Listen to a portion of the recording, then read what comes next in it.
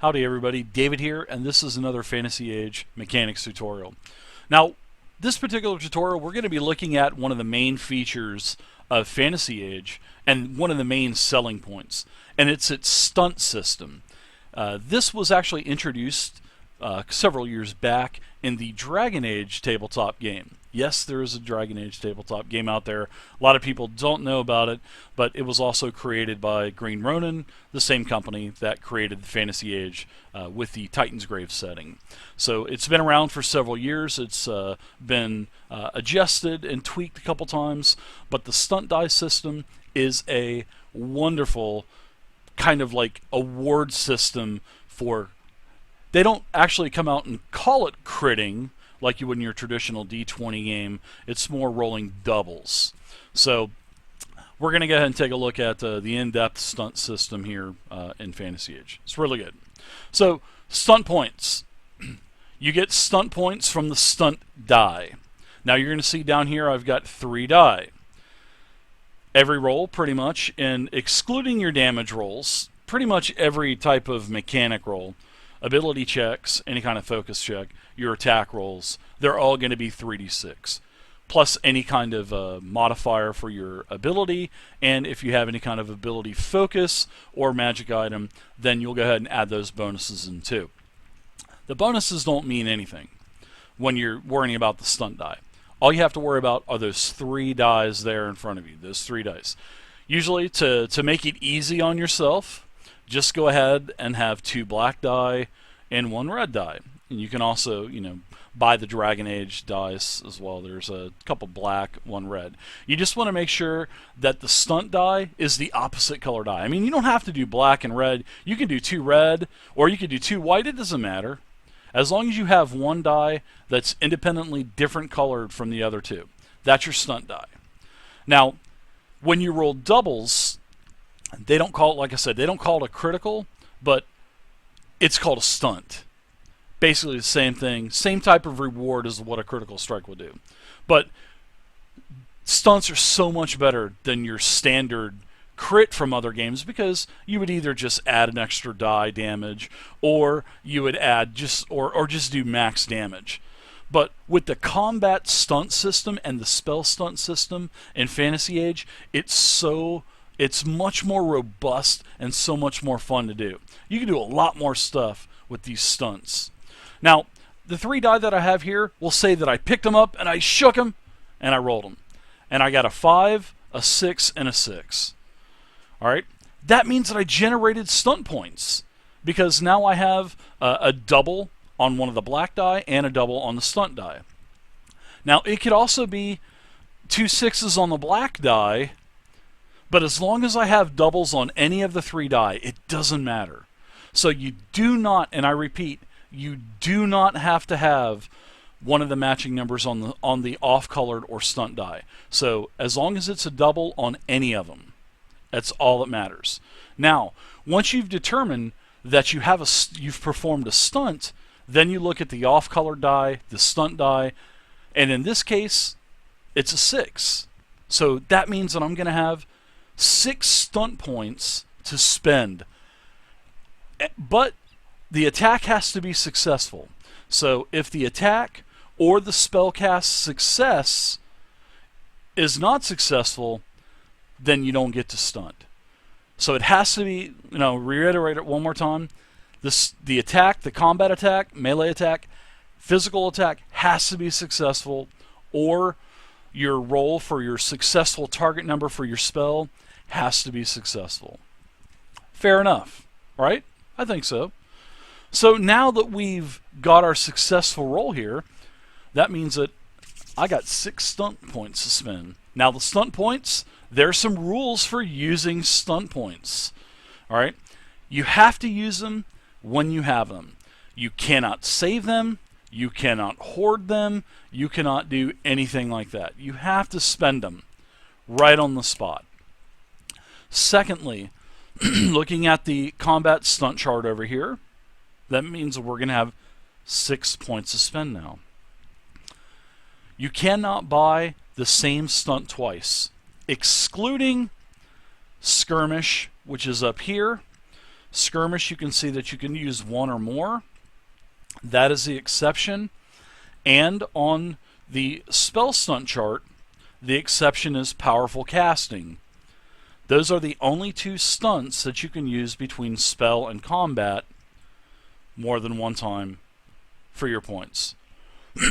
Now, let's go ahead and start looking at all of the different combat stunts, and we'll kind of put them all in layman's terms. Now, Skirmish is really nice. You can move yourself or the target of your attack 2 yards in any direction for each stunt point you spend. Self-explanatory. I don't have to explain it any better than that. You move yourself 2 yards. If you're doing it Theater of Mind, it's 2 yards. If you're playing on a virtual tabletop, or if you're playing on a battle map in front of you around the table, 2 yards equals 1 square. So for every point that you spend, we could spend all 6 of our stunt points on Skirmish, which would give us a free 12-yard move or 6 square move. Or if the target is attacking the healer, we could skirmish that monster or NPC away from the healer, so the healer would be okay for a short time. So Skirmish has a lot of uses. You can also use Skirmish to move other creatures and, kind of group them up, and then with maybe another, attack, you would be able to attack all of them at once, like with lightning attack. So if you use a couple, skirmish points for that, move them around, then spend your 3 on lightning attack, you would get a second attack. Then you can hit them all. So there's a lot of things that you could do with Skirmish. It's only 1 stunt point per move, which is really nice. And it's the only thing that you can spend, you can only buy multiple times.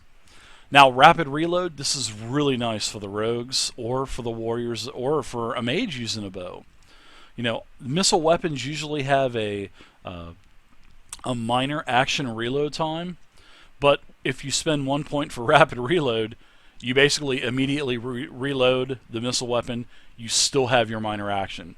So if you shoot, Rapid Reload, and then you can take your minor action and move. Really nice. 1 point, you could do Stay Aware. This is where you take a moment to make sure you're mindful of everything that's happening around you, and you can make a target number 11 perception test with the focus of your choice of the perception test. If you succeed, the GM may either make you aware of something on the battlefield that has escaped your notice so far, or give you a +1 bonus to your next test that you make. This bonus can never stack with any other test bonuses other than from a focus, and it must be used on the very next test you make. And if you don't use it, it's gone. And you can, even if you're the defender of an opposed test, you would also get that. So not only for attacking, but also for rolling a saving throw. It's even though they don't really call it a saving throw, it would be a contest roll against someone else's spell power. You could use it on that as well, and it expires if you don't use it. 2 points, you can get knock prone. Really nice. Basically, you knock your enemy prone, and any character making an attack will get a +1 bonus on the attack roll, as long as the target's still knocked prone. And if you're knocked prone, if you stand up, it basically takes half of your movement. So, and plus it's a minor action. You can go into a defensive stance, which is really nice, especially for the +2 bonus and only 2 point of a 2 stunt point cost.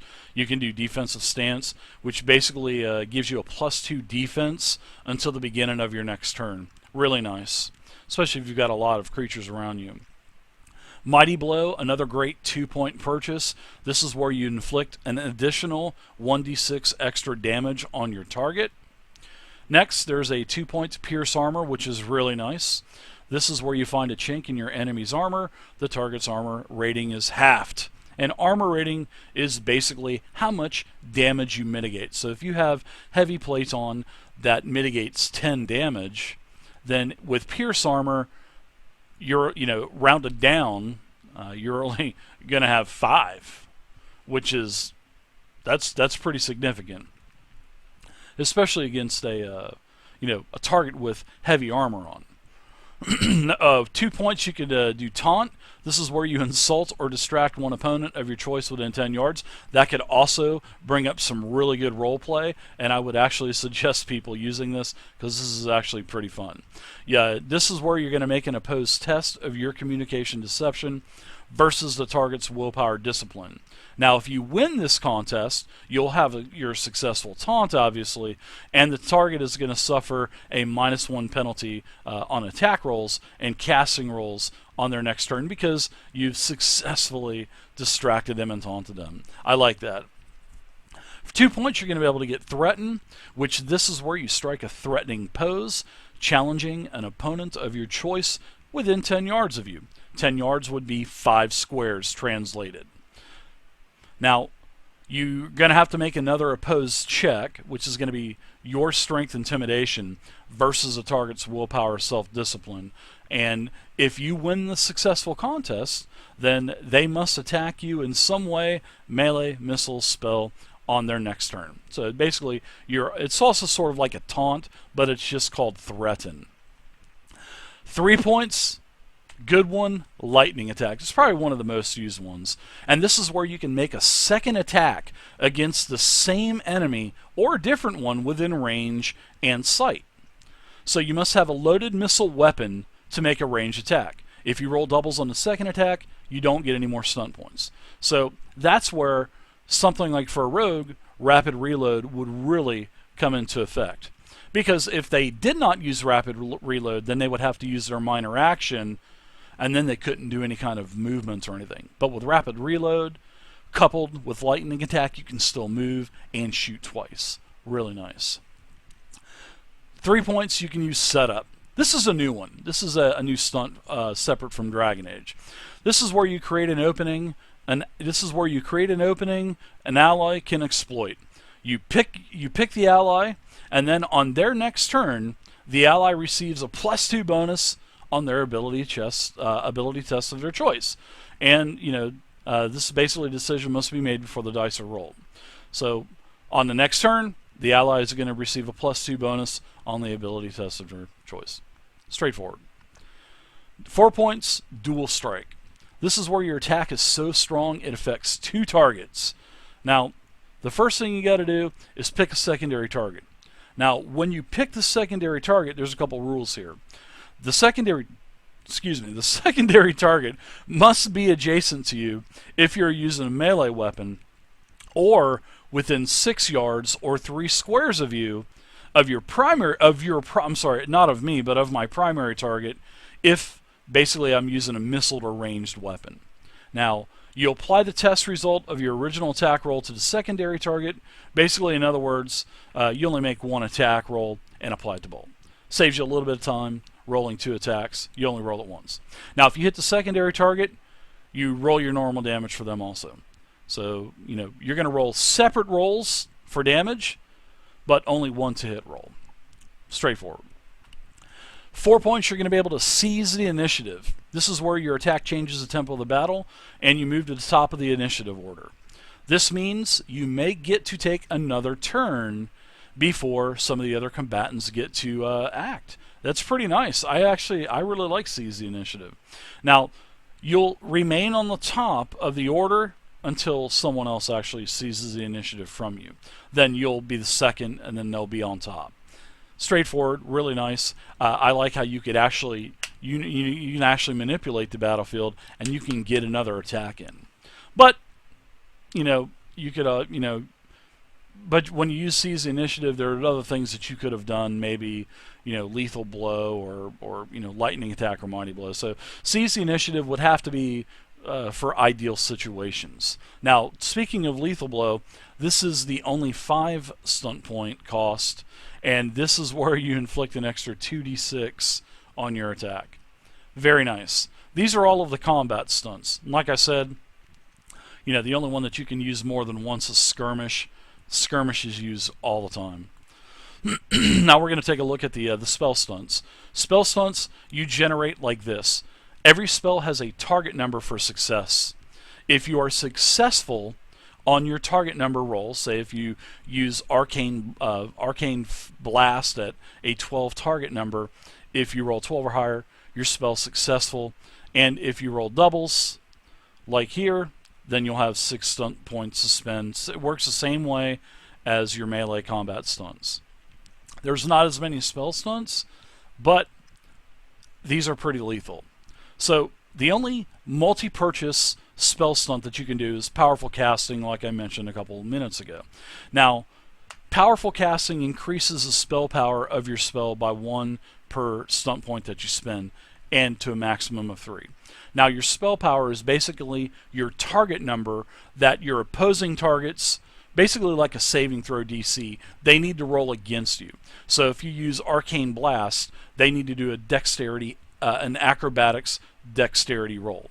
If they, then your spell power is the number that they have to roll higher to beat. Now, with powerful casting, you can up that number by 3, which could actually be a lot, especially at low levels. 3 would be insane. Now, for 2 points, and like I said, powerful casting is the only multi-purchase stunt that you can use. Well, that you can actually buy. Skillful casting, going to cost you 2 stunt points. This is where you reduce the magic cost, the magic point cost by 1, and you can actually take a 1 magic point cost spell down to 0. You can actually take something to a free cast, and that's going to cost you 2 stunt points. Now, for 2 stunt points, you can also buy Mighty Spell. So this is where if the spell does damage, it cannot be a heal or an enhancement spell. It has to be a spell that does damage, and this will affect the target of your spell of your choice, and it'll take an extra d6 damage. So you just throw on another d6. Pretty nice. Lasting Spell. This is pretty much for basically buff or any kind of spell that has a duration, or it even affects spells that are, encounter only. So what Lasting Spell does is it doubles the duration of your spell with no additional MP cost. So Stone Cloak is the example they use. It is from the Earth Arcana spell line, and normally it would last 1 hour, but if you use Lasting Spell, it'll last 2 hours. Now, some spells only last for an encounter, and if you use Lasting Spell on one of those types of spells, that encounter-only spell will last for an additional 1d6 minutes instead of ending abruptly at the end of the encounter. Really nice, Lasting Spell. 3 points, you can also get Magic Shield. This is where you can actually gain a pretty good amount of defense, especially for a mage. This is where you're going to use the residual magic of the spell cast that you just were successful at, and you can set up a temporary protective shield on yourself. This is where you're going to gain a +2 to your defense bonus, or +2 to defense until the beginning of your next turn. You're also going to be able for 4 points, you can get Fast Casting. Fast Casting is where after you resolve the spell that you cast, you use Fast Casting. This is where you can immediately cast another spell. The second spell must have a casting time of major action or minor action, which is pretty much all of them, which is pretty nice. And if you roll doubles again on this roll, it says that you do not get any more stun points. So you just can't use Fast Casting over and over and over and over again by a bunch of lucky doubles with 4 stun points every time. So I like how they actually add that in there where you don't get any more stun points. Really nice. Now, for 4 points, you can also get Imposing Spell, which is sort of like an odd one, but it works sort of like I would equivalent this to like a Turn Undead maybe. Now, this is where the effect of the spell is much more dramatic than usual, and until the beginning of your next turn, anyone that attempts to make a melee attack, not a spell attack, but a melee attack against you, when they do make that melee attack, they're going to have to make a successful willpower courage test. Now, the TN or the test number that they're going to have to make the test against will be a 10 plus only your willpower ability. And then if they fail that, they're going to have to do one of 2 things. The first thing, they're going to take a move action and probably run away from you. Or secondly, they'll take the defend action if they have nowhere to go, and which could actually kind of help them because the defend action is going to give them a +2 to their defenses until their next turn. So imposing spell, cool, quirky, I like it. So for 4 points, you're also going to be able to buy Split Spell. This is where the spell affects only one target that you can have now that it'll affect 2, as long as the second target is within both the spell's range and no more than 6 yards or 3 squares away from the first target that you cast on. So for casting this and where it splits the spell, it doesn't cost you any additional MP, just the original cost, and the target's test against the spell separately if a test is required. Example, Flame Blast, they would both have to make separate dexterity acrobatics checks. Piece of cake. Single target, you can affect another one as long as, that target is within the spell's range, the second target, and also if the second target is within 6 yards or 3 squares to the original target. I like it. 5 points, you can use the Disrupt Magic spell stunt, and this is actually really nice. This is where you can actually cancel spells on other creatures or monsters. So in addition to its normal effects, your spell is so powerful that it may disrupt another magical effect, such as a spell on the target. So what you're going to do, if you use Disrupt Magic, if the spell's successful, you're going to roll an immediate test of your Intelligence Power Arcana versus the spell power of any one effect on the target. All right, so if the target has an enhancement spell from maybe the heroic line or something that's giving them a buff, you'll make that test Intelligence Power Arcana versus the creature's spell power that you're trying to affect. If it's successful, now not only your spell has done the damage, it's actually disrupted the magic of the creature, and that creature loses the effect. Pretty cool, huh? Once again, just like fast casting, if you roll doubles again on the test, you're not going to generate any more stunt points. Now, last is Lethal Spell. Lethal Spell is where if your spell does damage, it has to do damage. It can't be a heal, unfortunately. One target of the spell will take an additional 2d6 damage. Pretty nice. Now, alternatively, if you're casting into a group of targets, then instead of doing 2d6, you'll give them 1d6 additional damage. That's sort of like the alternative. So 2d6 single target. Alternatively, all targets of the spell take an additional 1d6 damage. Piece of cake. So that is an in-depth look at standard spell stunts, standard combat stunts. A couple of things to remind you. The stunt die, make sure that's off-colored from your other 2 die. Anytime you roll doubles on any of the die, then you look at the off-colored die. That's how many stunt points you have. Couple rules on stunts. You have to spend them all. On your turn, you can't save any. And there's only 2 stunts that you can purchase more than once. So if you have 6 points, you can't buy 3 Mighty Blows. You can't do that. You have to buy different stunts. Excluding Skirmish, you can purchase up to 6, which moves your target.